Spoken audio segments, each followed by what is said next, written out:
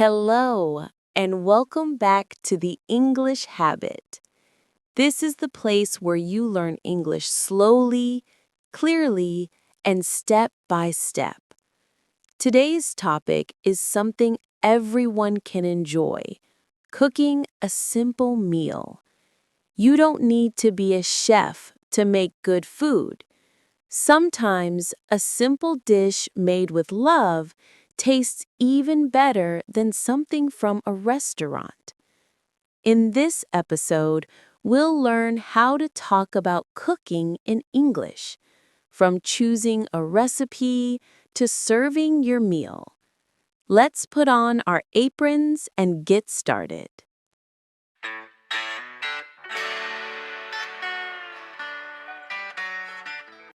Every great meal begins with one simple question: what should I cook today? Maybe you're in the mood for pasta, fried rice, or soup.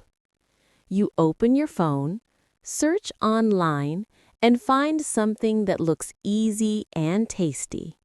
You say to yourself, I'll cook spaghetti with tomato sauce. That looks simple enough. A recipe is like a guide. It tells you what ingredients you need and how to cook step by step. You can find recipes in a cookbook or on websites and apps. For example, a recipe might say, ingredients: pasta, tomatoes, onions, garlic, olive oil, salt, and pepper. Steps: chop the onions, cook the sauce, boil the pasta, mix everything, and serve. Choosing a recipe helps you plan your cooking before you even start. Once you've chosen your recipe, it's time to prepare the ingredients. That means getting everything ready before you start cooking. You take out the vegetables, wash them, and put them on the table. You grab a cutting board and a knife. Then you start chopping. Carefully, slowly. You chop onions, slice tomatoes, and maybe mince some garlic. You can also measure ingredients: a teaspoon of salt, a cup of water, 2 tablespoons of oil. You might say, I'm chopping the onions. Can you pass me the salt, please? I need to measure 1 cup of rice. Preparing ingredients helps you stay organized. It makes cooking smoother and more fun. Now comes the most exciting part: cooking. You heat a pan on the stove, pour in some oil, and listen to the soft sizzle as it warms up. You fry the onions and garlic until they smell delicious. Then you add the chopped tomatoes and let them boil slowly until they turn into a thick red sauce. You stir the sauce with a spoon and say, it smells so good. While the sauce is cooking, you boil some pasta in another pot. When it's soft, you drain the water and mix it with the sauce. Now your kitchen smells amazing, like an Italian restaurant. You smile and think, wow, I actually cooked this myself. Cooking is like magic. You turn simple things into something wonderful. When your food is ready, it's time to serve it. That means putting it on a plate or in a bowl and getting it ready to eat. You might say, dinner is ready. Let's serve the food while it's hot. You take a plate, place the pasta nicely, and maybe add a little cheese or herbs on top. Presentation is part of the fun. When food looks good, it tastes even better. You can also say, I'm serving pasta for dinner. Would you like some more? Whether you're eating alone, with family, or with friends, serving food is a moment of pride, a small celebration of your effort. Finally, it's time to enjoy your meal. You sit down, take a deep breath, and taste your first bite. It's warm, flavorful, and satisfying. You smile and say, it's delicious. If you're eating with others, you might hear, this is amazing. You should cook more often. Cooking is not only about eating. It's also about sharing, relaxing, and creating joy. Even if it's a simple dish, it connects people. And if something doesn't turn out perfect, that's okay too. You can say, it didn't go as planned, but it still tastes good. The more you cook, the more confident you become. After you finish eating, you might want to talk about your cooking experience. Here are some natural ways to do it in English. I cooked dinner last night. I tried a new recipe and it turned out great. Next time, I'll add less salt. You can also ask others, do you like cooking? What's your favorite dish to make? Cooking is a great conversation topic. It's friendly, universal, and full of vocabulary to practice.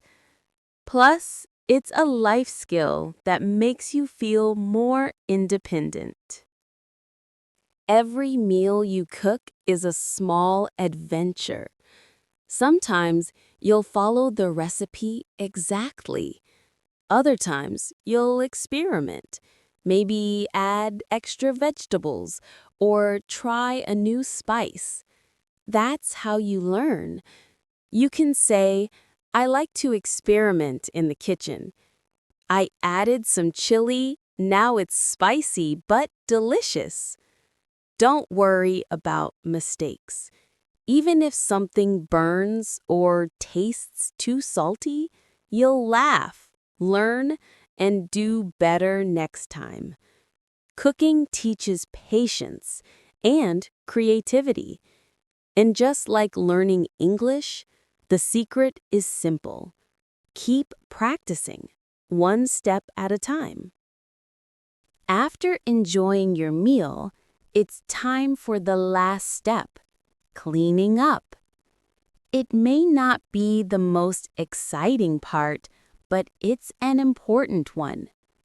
A clean kitchen makes you feel calm and ready for the next time you cook.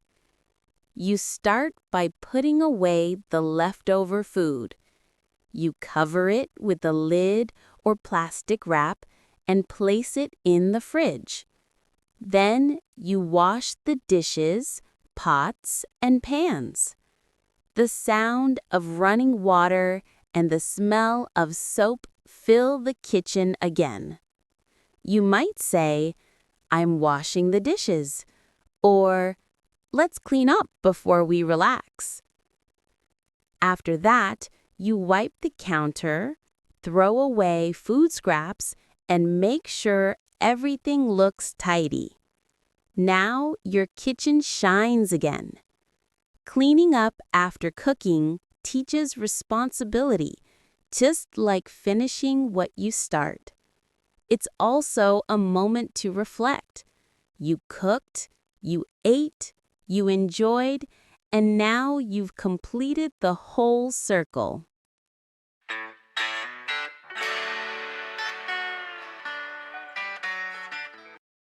That's all about the main lesson.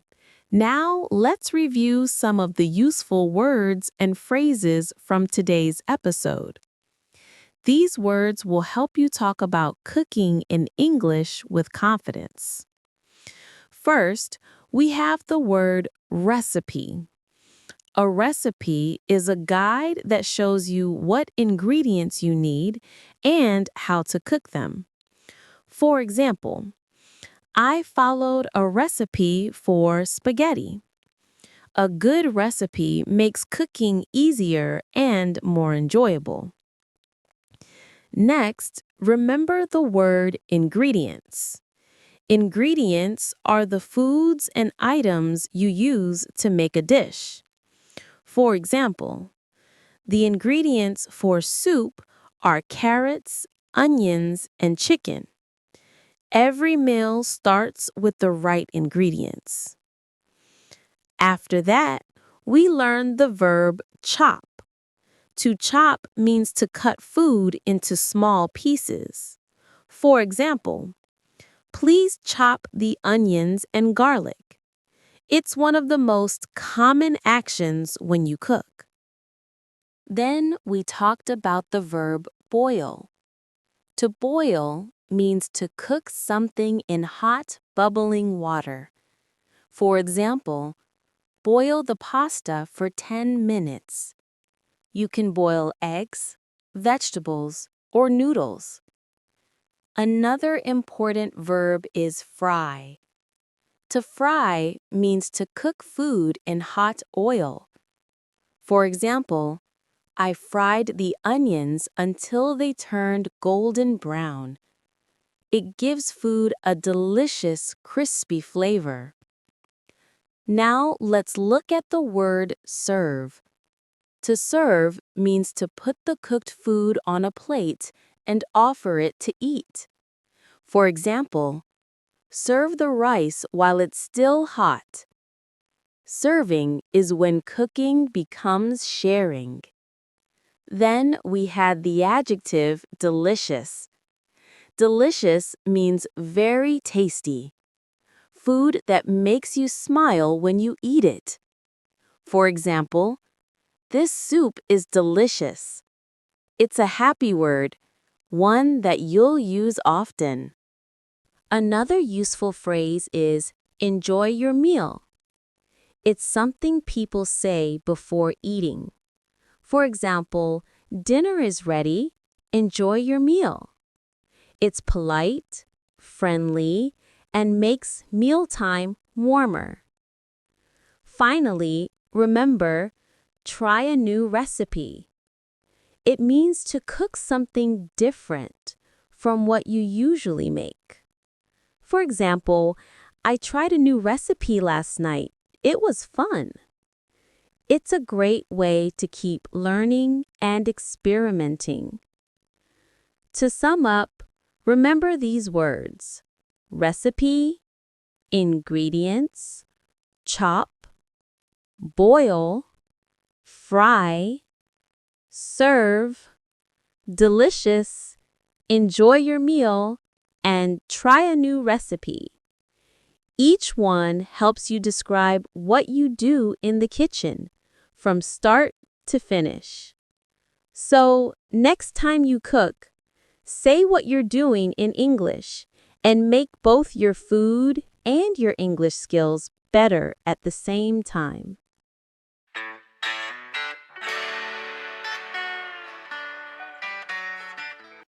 And that's it for today's episode of The English Habit. Now you know how to talk about cooking a simple meal, step by step, in English. Remember, cooking doesn't have to be complicated. Start small, enjoy the process, and don't be afraid to make mistakes. Every dish you cook is a small success and the chance to practice your English naturally. If you liked this lesson, listen again and try using today's words while you cook.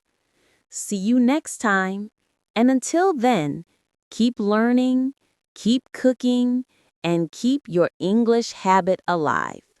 Bye!